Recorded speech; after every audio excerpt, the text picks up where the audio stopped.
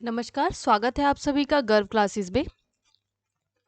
आज हम बात करेंगे प्रीवियस पेपर 16/19 की सेकंड पार्ट की। तो हम आज जो जो भी सेकंड पार्ट का इसका मॉर्निंग शिफ्ट का पेपर था, आज हम उसे सॉल्व करेंगे। हमारे क्वेश्चन है फर्स्ट टू 10 तक। आज मैं इसका जो क्वेश्चन है फर्स्ट टू 10 तक सॉल्व करवाऊंगी। डिटेल में इसके बारे में थोड़ी मैं आपको इन्फॉर्मेशन दूंगी। एंड मैं आपसे ये कहूँगी कि जो मेरी फर्स्ट वीडियो थी, जो मैंने सिलेबस बताया था, आप उस सिलेबस को चेक कीजिए और देखिए, आप खुद से मिलाइए कि जो भी क्वेश्चंस हैं वो उस सिलेबस से आए हैं या नहीं आए। एंड मुझे कमेंट कीजिए कमेंट बॉक्स में। तो देखते हैं हमारा फर्स्ट क्वेश्चन है विच स्टेटमेंट इज करेक्ट। हमें स्टेटमेंट बतानी है कौन सी करेक्ट है। फर्स्ट है early childhood education is not recognised as a compulsory provision by right to education in India. अब ये राइट टू एजुकेशन क्या है? फर्स्ट मैं आपको इसकी फुल फॉर्म बता दूं। इसकी फुल फॉर्म है the right of children to free and compulsory, sorry यहाँ पे थोड़ी गलती हो गई, कंपल्सरी एजुकेशन। ये जो एक्ट है ये एक्ट है 2009 का। अगर हम बात करें इसके नोटिफिकेशन की कि इस एक्ट का नोटिफिकेशन कब आया था, तो इसका नोटिफिकेशन था 27 अगस्त 2009 और ये इम्प्लीमेंट हुआ था, ये लागू हुआ था आपका 1 अप्रैल 2010 by the ministry of law and justice. अब बात करते हैं कि राइट टू एजुकेशन में है क्या। तो अगर राइट टू एजुकेशन आप अगर रीड करते हैं तो उसमें जो सबसे ज़्यादा अगर किसी चीज़ पे बात की गई है तो वो है 6 to 14 ईयर्स के जो बच्चे हैं उनकी फ्री एंड कंपल्सरी एजुकेशन।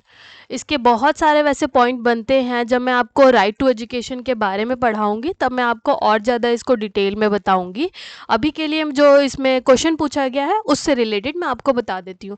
अब इसमें होता क्या है बच्चे की जो राइट टू एजुकेशन हमारे यहाँ पॉलिसी आई थी, तो इसके जो लेखा जोखा का उस टाइम लागू करने का जो खर्चा हुआ था वो सेंट्रल गवर्नमेंट और स्टेट गवर्नमेंट दोनों ने किया था इसको लागू करने का। पर जो इसके लेखा जोखा का जो इसका पूरा रिकॉर्ड रखता है उसका जो खर्चा होता है वो सेंट्रल गवर्नमेंट करती है हमारी। इसके अलावा एक पॉइंट इसका ये बनता है कि इसमें थोड़े बहुत लोकल अथॉरिटी को भी शामिल किया गया था। और राइट टू एजुकेशन में जो राइट टू एजुकेशन में स्टेट गवर्नमेंट से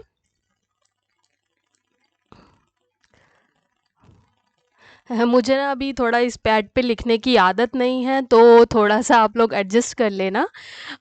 मैं क्या बता रही थी कि इसमें जो है स्टेट गवर्नमेंट से अपील की गई थी कि उनसे आग्रह किया गया था कि जो प्री स्कूल एजुकेशन है, मतलब 3 टू लेकर 6, इनको फ्री किया जाए, प्री स्कूल की एजुकेशन को फ्री किया जाए। तो हम इसके पॉइंट देखते हैं कि हमारे पॉइंट क्या है। फर्स्ट है early childhood education is not recognised as a compulsory provision by right to education in India. जी बिल्कुल सही है। जो अर्ली चाइल्डहुड है एजुकेशन है उसको कंपल्सरी में अभी नहीं रखा गया था, उसमें रखा गया था 6 to 14 को, और वो आती है प्राइमरी में। और अर्ली चाइल्डहुड तो हमारी प्री प्राइमरी हो गई, तो ये सही है। अब सेकंड है right to right to education are state to provide free pre-school education for children above 3 years। जी ये भी बिल्कुल सही है। मैंने अभी आपको बताया कि ये right to education state government से ये अपील करती है, उनसे आग्रह करती है कि जो भी प्री एजुकेशन की जो भी प्री स्कूल एजुकेशन है वो बच्चों को जो है फ्री में दिया जाए, वो आग्रह करती है, अभी कंपलसरी नहीं है। तो अब स्टेटमेंट देखते हैं कि इसमें से फर्स्ट स्टेटमेंट इज़ करेक्ट से नहीं जी, ये तो नहीं है, ये भी नहीं है। ओनली स्टेटमेंट 2 इज करेक्ट, ये भी नहीं है। Both the statement are wrong, नहीं ये भी नहीं है। Both the statement are correct. जी, ये आपका आंसर है। नेक्स्ट क्वेश्चन देखते हैं। मैं आप सबसे एक चीज़ बताना चाहूँगी कि जब भी आप पेपर को सॉल्व करते हैं तो आप जो है एलिम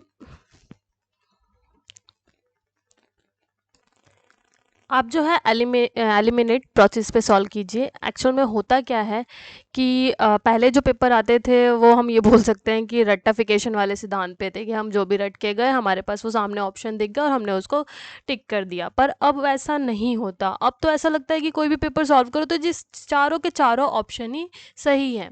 तो उसमें हमें होता क्या है कि अब हमें देखना पड़ता है कि अगर कोई एक ऑप्शन है तो वो ठीक क्यों नहीं हो सकता। तो इसीलिए अब हम चेक करते हैं एलिमिनेट करके कि जी ये आंसर नहीं हो सकता, ये नहीं हो सकता, ये नहीं हो सकता, ये हो सकता है। तो मेरी आप सबसे रिक्वेस्ट है कि आप अपना पेपर करने का तरीका जो है आप यही यूज़ कीजिए। जो भी फर्स्ट टाइम पेपर दे रहा है वो अगर प्रीवियस पेपर सॉल्व करता है तो प्लीज़ आप लोग इसको जो है ऐसे करने की कोशिश कीजिए।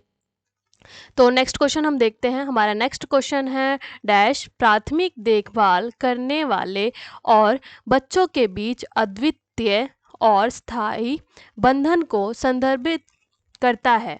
वह अपने शेष जीवन के लिए एक दूसरे के लिए विशेष होते हैं।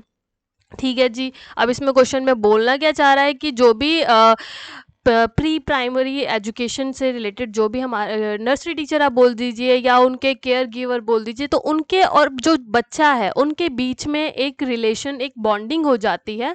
तो वो बॉन्डिंग जो है ऐसा क्या रीज़न होता है कि वो बॉन्डिंग उनके लिए बहुत स्पेशल होती है। तो हम इसके ऑप्शन देखते हैं। फर्स्ट है हमारा परस्पर निर्भरता, इंटरडिपेंडेंस। तो जी इंटरडिपेंडेंस नहीं होगा। क्यों नहीं होगा?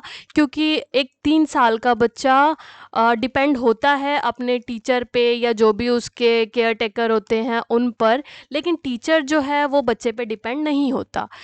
नेक्स्ट हम जो हमें कम ठीक लग रहा है वो है लेन देन। अब लेन देन तो जी दो लोगों के बीच में होता है और वो एक तरीके से थोड़ा प्रैक्टिकल वे में आ जाता है। पर छोटे बच्चे जो हैं वो व्यवहारिक जीवन को नहीं जानते हैं, तो ये हमारा आंसर जो है नहीं होगा।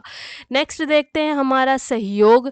अब बच्चे सहयोग भी आप लोगों को लगेगा कि सहयोग भी हो सकता है, अटैचमेंट भी हो सकती है, लेकिन कहीं ना कहीं अगर आप इस पेपर को सॉल्व करेंगे तो आप अटैचमेंट पर ही जाएंगे। क्योंकि जो एक छोटा बच्चा है वो उसकी जो केयर करता है तो उसकी एक अलग ही अटैचमेंट हो जाती है उस बंदे से और वो उस बंदे को लाइफ टाइम तक याद रहता है। सहयोग की भावना जो है बच्चे में बहुत बाद में डेवलप होती है। तो ये इसका आंसर नहीं होगा। इसका आंसर होगा अटैचमेंट। चलिए देखते हैं अब नेक्स्ट क्वेश्चन। क्वेश्चन है एट सॉरी थोड़ा सा हाँ क्वेश्चन है what age do children gain control of hands and finger. अब क्वेश्चन बोलता है कि बच्चे किस उम्र में हाथों और उंगलियों पर नियंत्रण हासिल कर लेते हैं। तो जो ये हैंड और फिंगर वाली चीज़ है इनकी कंट्रोलिंग वाली चीज़ है वो हमारी आती है and gross and fine motor skill में।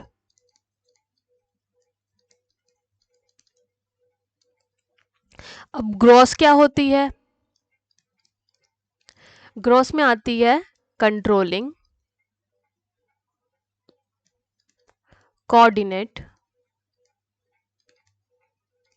एग्जाम्पल मैं इसके दूंगी जैसे रनिंग, बच्चा रनिंग करता है, जंपिंग हो गई, ये इसके एग्जाम्पल हैं। और अगर हम फाइन की बात करें तो फाइन में आता है इसमें जो है इन्वॉल्व होते हैं आईज एंड हैंड। इसमें आ जाएगा आपका राइटिंग, जंपिंग, कटिंग एक्सेट्रा। तो अब हम क्वेश्चन फिर वही हमारा एलिमिनेट प्रोसेस। अब हम क्वेश्चन देखते हैं कि कौन सा आंसर इसका जो है नहीं हो सकता। फर्स्ट तो है इसका सी 9 मंथ टू 12 मंथ, ये आपका आंसर नहीं हो सकता। क्यों नहीं हो सकता? क्योंकि अगर आप देखते हैं आपके घर में अगर कोई छोटा बेबी हो, आपने उसको भी नोटिस किया हो, तो जो इतने छोटे बच्चे हैं, वो 9 मंथ टू 12 मंथ के जो बच्चे हैं, वो तो अभी जी किसी की हेल्प लेकर मतलब बच्चा जो है वो खड़ा हो सकता है। जैसे मान लो पालना है उसका, उसको पकड़ के वो खड़ा हो जाता है, तो उसका अभी हाथ पे और उसकी फिंगर पे कंट्रोल तो बिल्कुल नहीं होता। सेकंड है हमारा 12 मंथ टू 18 मंथ, मतलब 1 से लेकर 1.5 साल तक का बच्चा।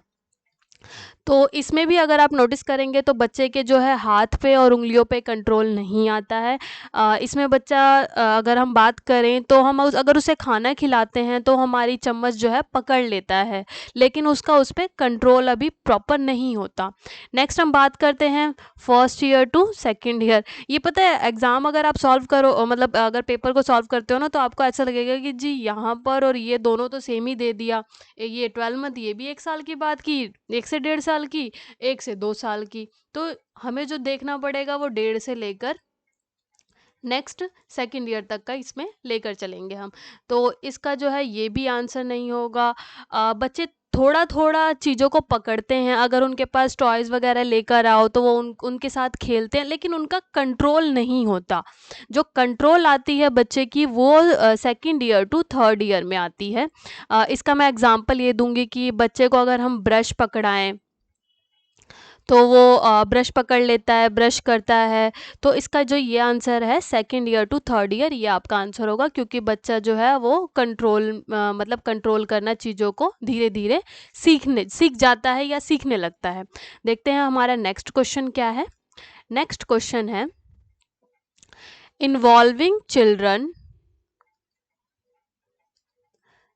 sense and muscles dash satisfy children's need to be active and to explore। अब क्वेश्चन कहता है बच्चों की इंद्रियों और मांसपेशियों को शामिल करते हुए डैश बच्चों की सक्रिय होने और अन्वेषण करने की आवश्यकता को संतुष्ट करता है। अब इसमें से कौन सा प्ले है जिसमें जो है बच्चे की सेंस भी यूज़ होती हो, उनकी मसल्स भी यूज़ होती हो, और वो जो भी मतलब उस प्ले को अगर वो मतलब वो गेम खेलते हैं, तो वो कोई एक नई चीज़ मतलब कुछ एक्सप्लोर करते हैं, कुछ वो नया सीखते हैं। अब इसमें है दिखावा करना, जी ये तो बिल्कुल ही नहीं होगा, क्योंकि दिखावा करने में बच्चा कुछ नया नहीं सीखता। वो किसी को देखेगा फिर उसका वो प्रिटेंड करेगा, मतलब वो सिर्फ खेलने की एक तरीके से नाटक करता है, वो खेलता नहीं है। नेक्स्ट है नियमों के साथ खेलना, ये भी आपका नहीं होगा। ये क्यों नहीं होगा?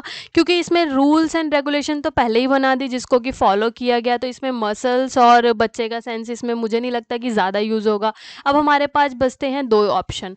अब ये कार्यात्मक खेल और रचनात्मक खेल, अगर आप पेपर में बैठे होंगे तो आपको ये दोनों ही ठीक लगेगा कि जी वो फंक्शनल प्ले भी हो सकता है, कंस्ट्रक्टिव प्ले भी हो सकता है, पर इसका जो आंसर है वो है फंक्शनल प्ले।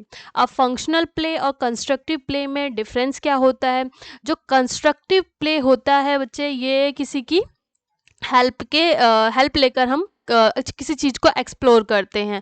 जैसे कि मान लो बच्चा जो है रेत पर घर बनाता है,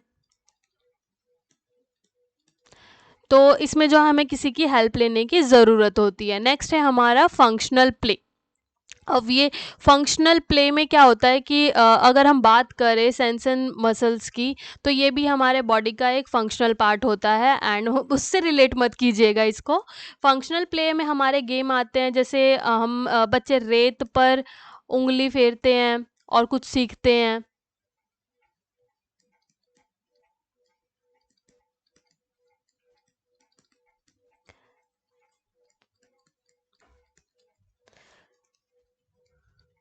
या फिर जैसे अपनी गुड़िया को प्रिटेंड करते हैं, प्रिटेंड टू फीड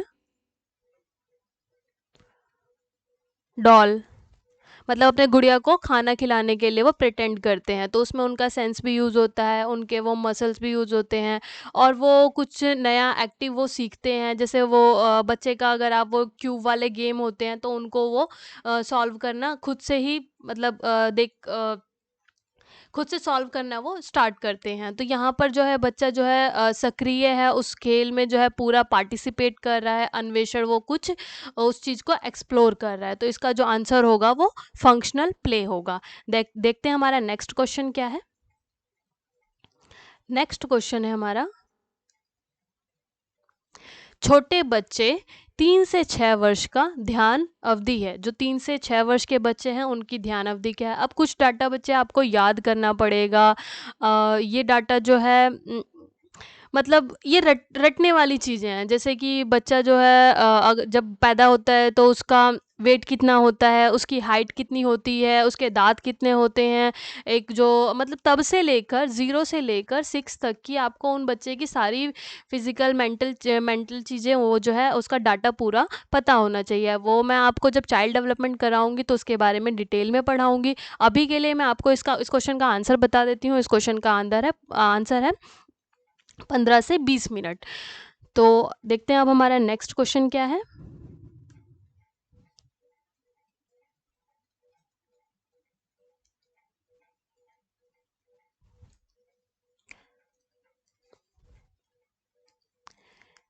क्वेश्चन कहता है, जिन बच्चों ने हिंसा का अनुभव किया है डैश स्वास्थ्य और व्यवहार संबंधी समस्याओं का प्रदर्शन करते हैं।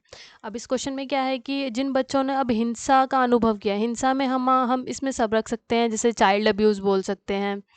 एंड चाइल्ड अब्यूज़ हो गया आपका। और पेरेंट्स जो पेरेंट्स बच्चों को डांट देते हैं, उनको डरा के रखते हैं। तो अगर आप उनका व्यवहार देखोगे, तो उनकी हेल्थ देखोगे, बिहेवियर देखोगे, तो वो और बच्चों से डिफरेंट होती है। वो बच्चा बहुत शांत हो सकता है या बहुत ज़्यादा एंग्री नेचर का हो सकता है, उग्र हो सकता है, मतलब चीज़ों को तोड़ता हो, किसी की बात ना मानता हो, चीज़ें फेंकता हो। इस नेचर के भी बच्चे हो सकते हैं। तो इसमें जो है कभी नहीं वाला ऑप्शन नहीं हो सकता, क्योंकि कभी नहीं प्रदर्शन करे ये तो पॉसिबल ही नहीं है। अगर बच्चे के साथ कुछ दिक्कत है वो तो, क्योंकि छोटे बच्चे होते हैं उनको अपने बिहेवियर को कंट्रोल करना नहीं आता। अब जो उनके मन में है वो तो वो कहीं न कहीं निकालेंगे ही। हो सकता है चुप होके निकाले, हो सकता है गुस्सा होके निकाले।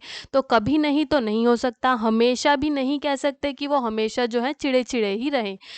कम संभावना है, अधिक संभावना में है। इसमें से कम संभावना भी हम नहीं कहेंगे, क्योंकि जिन बच्चों के साथ कुछ गलत हो रहा है, वो उस चीज़ को फ़ील कर रहे हैं, तो वो कहीं न कहीं उनके हेल्थ में, उनके बिहेवियर में शो हो ही जाता है। तो इसका जो आंसर होगा वो होगा इसकी अधिक संभावना है। देखते हैं हमारा नेक्स्ट क्वेश्चन क्या है। The human brain grows at a rapid pace after birth and reaches dash percentage of its adult weight by the time the child is 2 year old। अब क्वेश्चन है, मानव मस्तिष्क जन्म के बाद तीव्र गति से बढ़ता है। जी बिल्कुल सही है। अगर आप बॉर्न बेबी का जो वेट होता है ब्रेन का वो 350 ग्राम होता है। मैंने आपको पहले भी बताया कि कुछ डाटा जो है आपको रटने पड़ेंगे, तो ये उनमें से एक है। अभी जब मैं करवाऊँगी फिज़िकल डेवलपमेंट का तो मैं आपको सारे डाटा वो प्रोवाइड करूँगी। अभी इस क्वेश्चन को देख लेते हैं। और बच्चे के 2 वर्ष का होने तक अपने वयस्क वजन का डैश प्रतिशत तक पहुंच जाता है। जी बिल्कुल सही है। जो ये मानव मस्तिष्क है, ये बॉडी का ऐसा पार्ट है जो ब्रेन मतलब जब बेबी का बॉर्न होता है तो उसके बाद 2 साल तक बहुत स्पीडली बढ़ता है। तो ये बॉर्न बेबी का 350 ग्राम होता है। अगर हम बात करें एक एडल्ट की, तो एडल्ट के ब्रेन का जो वेट होता है वो अराउंड 1350 ग्राम होता है। और अगर 2 ईयर के बच्चे की बात करें तो उनका जो वेट होता है वो होता है 1150 ग्राम। तो अगर हम 1150 बटे में ये 1350 करेंगे तो हमारा अराउंड 85% आ जाएगा। तो इसका जो आंसर है वो है 85%। अब ये मैं आपको फिर से वही कहूँगी कि कुछ डाटा है बच्चे जो आपको देखना ही पड़ेगा, जो आपको रटना ही पड़ेगा, ये उनमें से एक है। अभी तो मैंने आपको ये वेट और परसेंटेज में बताया, अभी कितना हाफ होता है, 1/4 होता है, वो भी सब आपको याद करना पड़ेगा। तो वो जब मैं करवाऊँगी चाइल्ड डेवलपमेंट, मैं आपको उसके बारे में डिटेल में बताऊँगी। देखते हैं हमारा नेक्स्ट क्वेश्चन क्या है। क्वेश्चन है, which one of these caters to all children under 6 year of age। इनमें से कौन 6 वर्ष से कम उम्र के सभी बच्चों को पूरा कर, इसमें थोड़ी मिस्टेक हो गई, यहाँ पर देखभाल होगा, देखभाल को पूरा करता है। नेक्स्ट आगे बढ़ते हैं। And commits to universal access to quality early childhood education. गुणवत्तापूर्ण, मतलब जो भी ये काम होता है ये सिर्फ प्रारंभिक स्कूल के बच्चों के लिए होता है, अर्ली स्टेज के लिए होता है। प्रारंभिक स्कूल क्या, उनके बचपन के लिए होता है। तो गुणवत्तापूर्ण प्रारंभिक बचपन शिक्षा तक सार्वभौमिक पहुंच के लिए प्रतिबद्ध है। अब इस क्वेश्चन को फिर हम एलिमिनेट प्रोसेस से करेंगे कि कौन सा क्वेश्चन जो इसमें ऑप्शन है वो नहीं हो सकता। सबसे पहले तो आप इस लास्ट जो है आप इसको हटा दीजिए, क्योंकि यहाँ पे आ गया राइट टू एजुकेशन की बात हो गई, आरटीई की बात हो गई, और वहाँ पर जो है 6 to 14 ईयर्स के बच्चों की बात की गई है, और ये क्वेश्चन में पूछा गया है 6 से कम उम्र का, तो ये आपका ऑप्शन नहीं हो सकता। नेक्स्ट हमारा है education for all. Education for all में जो है बच्चे की सिर्फ एजुकेशन की बात कही गई है कि जो सभी बच्चों की एजुकेशन होनी चाहिए। इसमें जो है उनकी बचपन शिक्षा की, और मतलब एक तरीके से उनके गुणवत्तापूर्व प्रारंभिक शिक्षा की बात कही गई है। इसमें जो है अगर हम देखें तो सिर्फ इसका मेन फोकस जो है वो सभी की पढ़ाई के लिए है, ना कि स्पेशल प्री प्राइमरी के लिए। नेक्स्ट है हमारा, तो ये भी ऑप्शन नहीं होगा। नेक्स्ट है हमारा the national policy on education. जो ये नेशनल पॉलिसी ऑन एजुकेशन है, ये हमारा करिकुलम बनाती है, फ्रेमवर्क जो हमारा तैयार करती है, वो है ये, तो ये भी आपका नहीं होगा। नेक्स्ट आता है the national early childhood care and education. जी हाँ, ये आपका बिल्कुल सही है, क्योंकि जो ईसीसी है वो आपका जन्म से लेकर 6 ईयर तक के बच्चों की देखभाल की उसके लिए वो सारे कार्यक्रम चलाती है। तो हम इसमें जन्म से 6 ईयर का रखेंगे। इसमें क्या है कि जैसे जो प्रेग्नेंट लेडी हैं उनके खान पान से लेकर जो 6 साल तक के बच्चे हैं उनको भी पूरा उनको न्यूट्रिशन मिले, उससे रिलेटेड भी इसमें जो है कई सारे प्रोग्राम चलाए जा रहे हैं। तो इसमें जो इसका आंसर होगा ये ईसीसीई पॉलिसी ऑफ 2013 होगा। देखते हैं हमारा नेक्स्ट क्वेश्चन। नेक्स्ट क्वेश्चन कहता है,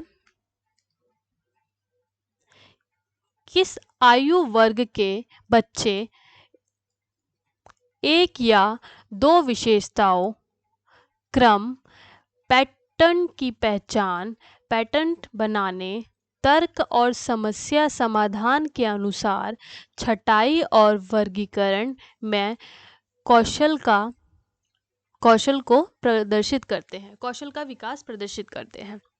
अब इसमें जो हम देखेंगे, इसमें इसका जो ये ऑप्शन देखिए, तर्क और समस्या समाधान के अनुसार, मतलब जब बच्चा जो है वो तर्क करने लगे, किसी चीज़ में अपना दिमाग मतलब वो प्रॉपर यूज़ करने लगे, एंड रीजनिंग वहाँ पे लाए सॉरी, वहाँ पे वो उस प्रॉब्लम सॉल्विंग वाली चीज़ उसके अंदर आ जाए, तो वो कौन से उसमें उसको शामिल किया जाएगा। अब इसमें जो है आप सबसे पहले तो फर्स्ट और टू थर्ड वाले को काट दीजिए, क्योंकि जो फर्स्ट या 1 साल का जो बच्चा होता है उसके अंदर तर्क करने की अभी योग्यता उसके अंदर नहीं आती है, वो चीज़ों में तर्क के साथ नहीं समझ सकता, हम जो उसको बोल देते हैं वो बच्चा वो मान लेता है। नेक्स्ट है हमारा इसका, नेक्स्ट है, हमारा इसका ये second to 4 year, second to 4 year भी इसमें नहीं होगा, क्योंकि फिर वही बात हो गई कि तर्क और समस्या। अब 2 साल के बच्चे को हम तर्क से नहीं समझा सकते। इसका जो आंसर होगा वो होगा 5 ईयर टू 6 ईयर, क्योंकि उस टाइम बच्चा जो है वो एक प्रॉपर पैटर्न के साथ पढ़ता है, वो प्रॉब्लम को सॉल्व कर सकता है। जो 3 से 4 साल के बच्चे हैं वो किसी चीज़ में तर्क नहीं दे पाते। अभी उनकी स्टार्टिंग हो जाती है 4 ईयर में, लेकिन अभी भी वो जो है वो उसको रीजनिंग के साथ सॉल्व नहीं कर पाते। तो जो इसका आंसर होगा वो 5 ईयर टू 6 ईयर होगा। फिर अगर मैं अब कहूँ कि आप मैंने आपको जो सिलेबस बताया था ये भी उसी से है, चाइल्ड डेवलपमेंट का ये आपका क्वेश्चन है। तो आप चाइल्ड डेवलपमेंट आपके लिए ना मैं ये कहूँगी कि बहुत ही ज़्यादा इम्पॉर्टेंट टॉपिक है, उसको तो बिल्कुल भी मत छोड़िएगा। जब मैं इसका ये टॉपिक करवाऊँगी तो मेरी उस क्लास को ज़रूर अटेंड कीजिएगा, क्योंकि मैं उससे रिलेटेड जो भी डाटा है मैं आपको वो प्रोवाइड करवाऊँगी। क्योंकि अगर आप लास्ट भी क्वेश्चन मतलब देखते हैं तो इसी टाइप के क्वेश्चन आए हैं कि बच्चा जो है बिना किसी के हेल्प के ब्रश करना कब से स्टार्ट कर देता है। अब जैसे ये क्वेश्चन है कि कौन सी ईयर में बच्चा जो है तर्क और समस्या समाधान के अनुसार छँटाई और वर्गीकरण में कौशल का विकास प्रदर्शित करने लगता है। तो ये भी सारी जो है आपका उसी में आ जाएगा कि इस एज से इस एज के बच्चे में क्या-क्या होता है, इस एज से इस एज के बच्चे में क्या-क्या होता है। तो ये सारी चीज़ें जो है अगर जब हम चाइल्ड डेवलपमेंट करेंगे तो वहाँ पे आपको मैं डिटेल में समझाऊँगी। अभी फ़िलहाल हम नेक्स्ट क्वेश्चन देखते हैं। हमारा नेक्स्ट क्वेश्चन क्या है? नेक्स्ट क्वेश्चन है हमारा, किस उम्र में देखभाल करने वालों को बच्चों को लघु कथाएँ सुनने और स्पष्ट करने का अवसर प्रदान करना चाहिए? एक छोटा-सा बच्चा है उसको हम किस एज में कहते हैं कि जो है बच्चे आप एक स्टोरी सुनाइए, क्योंकि अगर हम रात को बच्चे की आदत हो कि स्टोरी सुन के सुनना है उन्हें, तो एक एज के बाद हम उनसे कह सकते हैं कि बच्चे आप स्टोरी सुनाइए, और खुद से ही वो स्टार्ट हो जाते हैं कि जैसे आपका भी अगर बेबी हो तो वो ऐसे बोलता ही होगा कि मम्मा हम आज ना मेरे साथ ये हुआ, आज ना ये हुआ। तो वो अपनी एक इमेजिनरी चीज़ें ही बताने लगते हैं कि उनके साथ जो है ऐसे हुआ, मैंने अपनी डॉल को आज खाना खिलाया। तो वो सारी चीज़ें जो है उनकी छोटी-छोटी स्टोरी हो जाती है। तो हम उनसे उनसे बोल सकते हैं कि आप एक स्टोरी सुनाइए, आज आज डेली मैं सुनाती हूँ, आज आप सुनाइए। तो वो उस एज में थोड़ा बहुत उनकी इमेजिनरी चीज़ें जो हैं वो शो होने लगती हैं, और जो है सरल समस्या समाधान गतिविधियों में शामिल होना वो स्टार्ट कर देते हैं। जो छोटी-छोटी चीज़ें हैं, जैसे कि हम बच्चे को बोले कि बच्चे आपने जो टॉयज़ हैं वो पूरे रूम में बिखेर के रखी हैं, उसको अपने जगह पे रखो। तो वो उस टॉयज़ को उसकी जो जगह होती है वहाँ पे वो रख देता है। वो छोटी-छोटी जो प्रॉब्लम होती है वो उनको सॉल्व करना वो स्टार्ट हो जाता है। अब इसमें देखते हैं कि क्या आंसर होना चाहिए। इसका फिर मैं कहूँगी कि इस सबसे ज़्यादा बेटर है कि आप एलिमिनेट प्रोसेस पे करें, तो इसका जो है 9th मंथ टू 12 मंथ नहीं होगा। क्यों नहीं होगा? क्योंकि 9 टू 12 मंथ के बच्चों में इमेजिनरी वाला कॉन्सेप्ट क्लियर नहीं होता, उनके अंदर ये डेवलप नहीं होती, वो चीज़ों को इमेज नहीं कर सकते। नेक्स्ट है हमारा first year to second year. इसमें भी बच्चे की जो है इमेजिनरी चीज़ डेवलप नहीं होती। इस एज ग्रुप में जो हम बच्चे को बोलते हैं वो मानते हैं, वो सुन लेते हैं, उनके लिए वो सही हो जाता है। नेक्स्ट है हमारा, अगर हम बात करें 2.5 से 4 साल के बच्चे, तो ये भी नहीं होगा, क्योंकि लास्ट क्वेश्चन था उससे ही रिलेट कर रहा है ये क्वेश्चन। जो 4 साल का बच्चा होता है वो उसमें धीरे-धीरे तर्क करना आने लगता है। तो जब बच्चा तर्क करना स्टार्ट कर देता है तो वो इमेजिनरी चीज़ों को गलत मानने लगता है। उनको मतलब 4 साल के बच्चों को हम कुछ भी बोल के बहला नहीं सकते हैं। उनको उस चीज़ के बारे में पता होता है। नेक्स्ट आता है हमारा second year to third year, या आपका आंसर होगा जो 2 से 3 साल का बच्चा होता है वो उनकी एक इमेजिनरी दुनिया रहती है। वो अगर मम्मी को साड़ी पहने हुए देखें तो जो 3 साल की मतलब बच्चियाँ होती हैं वो भी सोचती हैं कि मैं मम्मी की तरह तैयार हूँ, मम्मी की तरह बिंदी लगाऊँ। तो वो एक इमेजिनरी उनकी दुनिया हो जाती है, और वो उससे ही रिलेट आपको जो है स्टोरी भी सुनाना स्टार्ट कर देते हैं। तो इसका जो आंसर होगा वो 2 ईयर टू थर्ड ईयर होगा। आज के लिए इतना ही। 10 क्वेश्चन मैं आपको डेली का ये प्रीवियस ईयर का जो सेट है डेली 10 क्वेश्चन करवाऊँगी। और मैं ये कोशिश करूँगी कि इससे रिलेटेड जो भी मेरे पास और भी डाटा है जो कि आपका नेक्स्ट पेपर में क्वेश्चन बन सकते हैं, वो भी मैं आपको प्रोवाइड करवाऊँ। अभी के लिए इतना ही। अगर आपको मेरी आज की वीडियो अच्छी लगती है तो please like, subscribe and share. आज के लिए आपका बहुत धन्यवाद।